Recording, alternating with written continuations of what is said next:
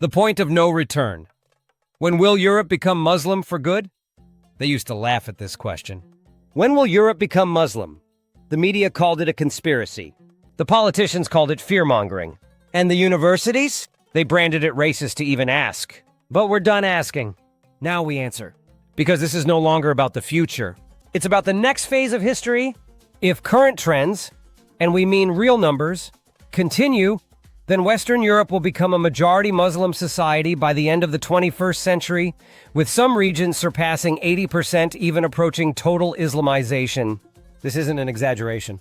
It's a forecast built on mathematics, migration policy, fertility rates, and social cowardice. Europe is not being invaded with tanks and missiles. It's being absorbed by diapers and silence. The numbers no one wants to talk about. Let's start with the basic demographic arithmetic. Because this is not about opinions, it's about who is having children and who isn't. In 1960, Muslims made up less than 1% of Europe's population. By 2010, that figure had reached 6%. By 2020, 8%. By 2050, under Pew Research Center's medium migration scenario, 14%. And under the high migration scenario, which matches current realities, up to 20% in several Western countries. But these numbers understate reality. They average the continent. The real changes are happening in cities where Muslims already make up 30-40% or more of younger generations. In Brussels, Muslims now account for over 40% of the population under age 18. In Malmö, Sweden, over 30% of the city is foreign-born, with Muslims comprising the majority of that figure. In Paris, estimates suggest that between 25 and 30% of residents under 25 are of Muslim origin. Birmingham is over 30% Muslim already. Rotterdam, similar story. These are not projections, they're current facts. And remember, Muslim populations in Europe are younger, more fertile, and growing through both birth and chain migration. Meanwhile, the native European population is collapsing. As of 2024, Germany, 1.4 fertility rate, Italy, 1.2, Spain, 1.2, Austria, 1.5, France, 1.7, but much higher among immigrant families. Hungary and Poland, low rates but lower immigration, for now. Replacement level is 2.1. None of these countries are even close. Europe is not replacing itself. It's evaporating. As Eric Kaufmann puts it, secular liberal Europeans are demographically sterile. Religious traditionalists, especially Muslims, are inheriting Europe by default. The collapse is not just in birth rates. It's in retreat, psychological, geographical, and spiritual. Everywhere we look, native Europeans are fleeing their own cities. In Paris, Marseille, Malmö, Berlin, London, native-born residents are moving to rural areas or emigrating altogether. In France, this is called la fuite blanche, white flight. It's an unspoken migration driven by fear, disgust, and cultural exhaustion. The new ghettos, once temporary, are becoming no-go zones. And in these zones, European law no longer applies. Instead, it's replaced by informal Islamic authority. This is not fiction. Even French President Emmanuel Macron admitted in 2020 that parallel societies exist in France. In 2023, Sweden's Prime Minister Ulf Kristersson acknowledged that his country had lost control of parts of its territory. What happens when these zones grow and the state backs down? We begin to see the emergence of Islamic microstates. The dress code changes. Gender roles revert. Religious policing begins. Blasphemy is punished, not by law but by the street. Think this is hyperbole? In 2020, Samuel Paty, a French teacher, was beheaded in broad daylight for showing a cartoon of Muhammad in class. The killer was a Chechen refugee welcomed by the French welfare state. In 2023, a Belgian school canceled a Holocaust memorial because it could offend Muslim students. In 2024, over a dozen cases of Quran-burning protests in Denmark and Sweden triggered massive riots, death threats, and global condemnation. Not from radicals, but from moderate Muslim leaders. The pattern is clear. When Muslim populations reach a critical mass, they do not assimilate. They transform. As these communities grow, so does their political power. And once voting blocs emerge, the rules of democracy change. Already, in countries like the UK, Belgium, and Sweden, Muslim communities determine outcomes in key districts. In Tower Hamlets, London, Sharia courts operate with state recognition. In Belgium, the government has funded Islamic schools that preach gender segregation and hostility to non-believers.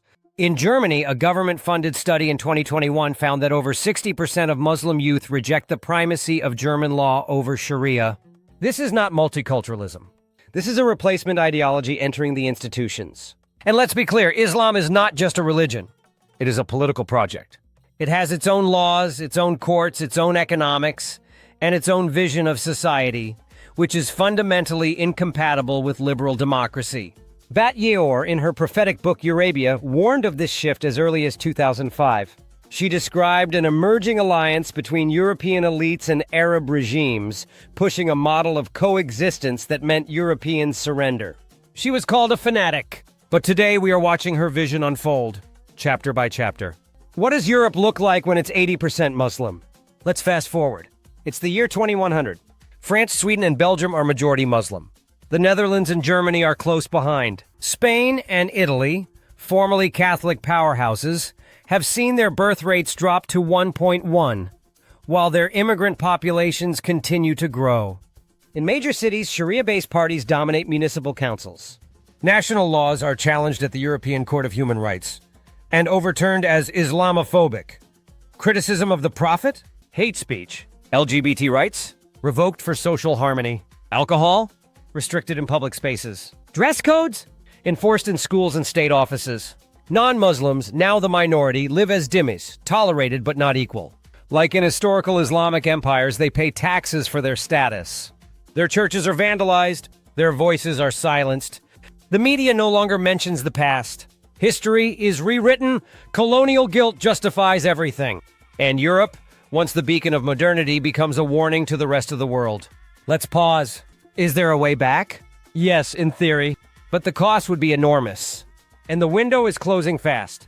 To reverse this trend, Europe would need to immediately halt all mass immigration from Islamic countries, close borders with real enforcement, including deportations, rebuild national identities unapologetically, outlaw parallel legal systems and religious courts, promote childbirth among native populations with economic incentives, end multicultural education, and restore assimilation as a goal, ban foreign funding of mosques and imams. But how likely is that?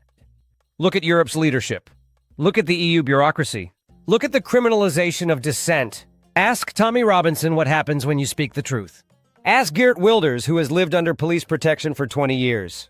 Ask Renaud Camus, prosecuted for writing about the Great Replacement. The institutions have already surrendered. The question is whether the people will revolt. So when will Europe become Muslim for good? If current trends hold, France could be majority Muslim by 2060 to 2070, Sweden and Belgium by 2075, Germany, the Netherlands, Austria by 2080 to 2090, the UK already on the same path by 2100. Many Western European countries could be 60 to 80% Muslim, with local regions reaching total Islamization. And if birth rates and migration continue as they have, it is entirely conceivable that Islam will be the dominant cultural, political, and legal force across Western Europe before the 22nd century begins. Oh, we'll see the 22nd. Not because Muslims are evil, but because Europeans stopped having children, stopped defending their identity, and refused to believe their civilization was worth saving. This is the point of no return. And unless something radical changes, not softly, not gradually, but with forceful clarity, the future is already written. A future where Voltaire is replaced by Al-Qaradawi, where Beethoven is banned for being colonial, where Christmas is illegal in public buildings, where the cradle of Christendom becomes the caliphate of Europe. Not by conquest, not by violence, but by cowardice. History will not forgive those who saw it coming and stayed silent.